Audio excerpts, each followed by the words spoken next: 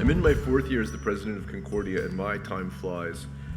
It flies when you're having fun, which I certainly am. It flies when I'm incredibly busy, which I certainly am. And it flies when you're having success, which we certainly are. I wanted to say thanks to all of you for the work you've done for the university, for your contributions, whether it's gifts, whether it's your time, whether it is opening your home or your boardrooms or your networks. We depend on all of those to make the place a success. I'm joined by an excellent team, a really great senior team of leaders who join me in making the university go forward, and by an excellent faculty and a really strong contingent of staff members across the institution who often don't show up in a dais like this, but work every day to make the place strong, credible, powerful institution that puts students first, that cares about their educations, makes a difference in the world. And many of those folks, as I said, they don't show up to speak to you tonight, but without them, we aren't actually a university. They are the core of the place, and we have an incredible team. On reputation, we're continuing to rise. I got a letter recently, a handwritten letter from the great-granddaughter of Sir George Williams. It's just like in my mail folder with all the other memos. There it was, from Sir George Williams' great-granddaughter. And she said, "I'm a pensioner, I'm living in London, I don't have a lot of money to send you, but I read all the materials that are coming out." I had no idea she was getting them. And I wanted to say how thrilled I am by what's happening at Sir George Williams University in the modern era. So that was a really great moment. We've continued to rise. Yeah, it was awesome, right? We've continued to rise in some of the national and international rankings, like Maclean's, like the QS rankings, like the Economist magazine ranking business schools. If you're an alum, you recently got a note from me doing a bit of a brag about the kind of momentum that we have, so I won't go over that again. Just to say that those rankings, they do matter in terms of the public perception of the university. They don't so much guide us in the sense that we're trying to do the best job we know how to do with the resources we have, so we're not trying to game the system, others are, but we're really just doing the best job we know how to do to lead the institution. In terms of core academic strengths, it's always dangerous for a president to pick out a program that they want to highlight in a moment like this, because it's sort of like being a parent. You love all your children equally, and if you start saying, "Well, I love this program more than others," you hear about it tomorrow morning. But I am going to take the risk.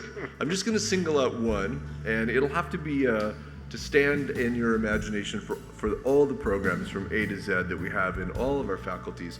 I wanted to talk a little bit about the Perform Center, which is on the Loyola campus. We got about $35 or $40 million from the federal government and from the Quebec government in the 2008 recession. They were spending infrastructure money, and Concordia put in a bid for a new project on preventative health. In the basement of the building are several very fancy MRI machines to do neuroscience research, to do other kinds of scanning and imaging, the latest work. We have now attracted a faculty. We had built a faculty already in neuroscience and in preventative health, but we've continued to hire people from the Max Planck Institute, from UC Berkeley, from UBC, from McGill, from all over the world to make this a fantastic research institute. I picked it partly because it also has a community element. If you live in the neighborhood, you can come and sign up. When you get there, it looks like an ordinary gym. Like, it's got treadmills and so forth. They're fancy treadmills, and they can track you, and they can help you stay healthy. And you can sign up to be a participant in a research project. So you have the community angle coming in. You have the high research efforts. You have new faculty building this great program. You have graduate students, you have undergraduate students. You have donors to the institution trying to make it a success. It's multidisciplinary. It's the next generation of these kinds of research institutes. Right? It's multidisciplinary. It involves undergraduates and graduate students. It does good in the world on a daily basis. This was the best year ever in terms of research funding at the university. We attracted about $46 million in research funding. For an institution our size, we can still do more. We still have more capacity, but it's the best we've ever had. And that's money coming in to support students, graduate students, and our research programs. We just announced last week a $4.4 million contribution in aerospace engineering for a new chair in aerospace engineering. Obviously a sector that's fundamental to Quebec society, and with Montreal one of the epicenters for aerospace design in the world, we're trying to do our part to increase that prosperity. It was a chair that was funded partly by industry, partly by the National Science and Engineering Research Council of Canada, and partly by private donations. We had this earlier this year a donation from France and André Desmarais for the District 3 Innovation Center that we have on campus, on the Sir George campus, and a number of other gifts that we've announced regularly. And I'm not going to start naming them because I worry I will forget an important one. I don't want to do that. In terms of facilities, we do have our Chancellor to thank for his leadership, decade-long, I believe, on the Real Estate Planning Committee. And when I arrived here, I've said this before, I expected to find a dilapidated campus. That's what most presidents find when they arrive on most campuses. And I was completely stunned by the absolutely beautiful facilities we have for our students, our staff, and our faculty. We're in the middle of a renovation right now in the Webster Library in the downtown campus. I invite you to stop by and see it. Libraries, it turns out, are not obsolete. Just as books, which were once predicted to go out of fashion, people are buying books as they ever were. But how people use the library and how they study on campus and how education unfolds is quite different than when most of us were students ourselves. Our students, we get the most fascinating, amazing students. They come from all over the world and all over Quebec, all over Canada.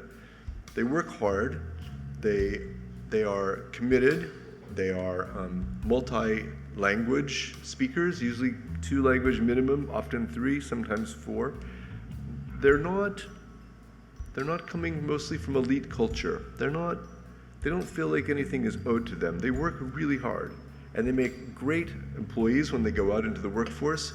They make great contributors to society, to civil society. Finally, to say a couple words about our strategic directions process, which Aphrodite mentioned. There were 9 of them. Not to worry, I won't talk all 9. I want to talk about 2. One is called Get Your Hands Dirty. When we asked our students, what do you need in your education? What do you want? What do you most hope for? They said, we want to take the stuff we're learning on campus and we want to apply it while we're still students in a workplace, in an internship, in a co-op program, in something where we get our hands dirty, which is where the phrase comes from.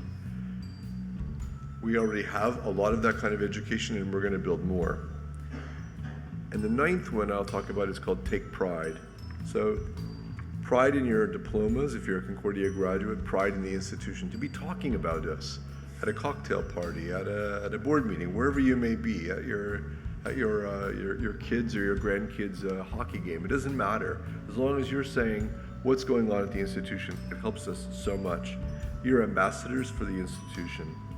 So higher education, I won't give you my long sermon about the future of higher education. Let's just say it's the most interesting time to be working in one of these places, probably in the last 100 years. The last time the model was really rejigged was early 1900s.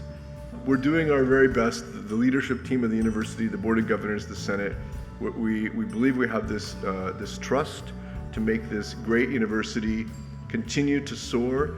We take that trust very seriously. We were very hard at it. We're really proud of what's going on. We need your help. We appreciate your help. Just to say again, I see so many of you in the room that I've had one-on-one conversations with. Your donations, your contributions, your talking about what we're doing, your ideas, your suggestions, they all matter deeply to us. They make a difference in the lives of our students and our staff and our faculty especially, and they make a difference in the life of our alumni. We're really, really grateful.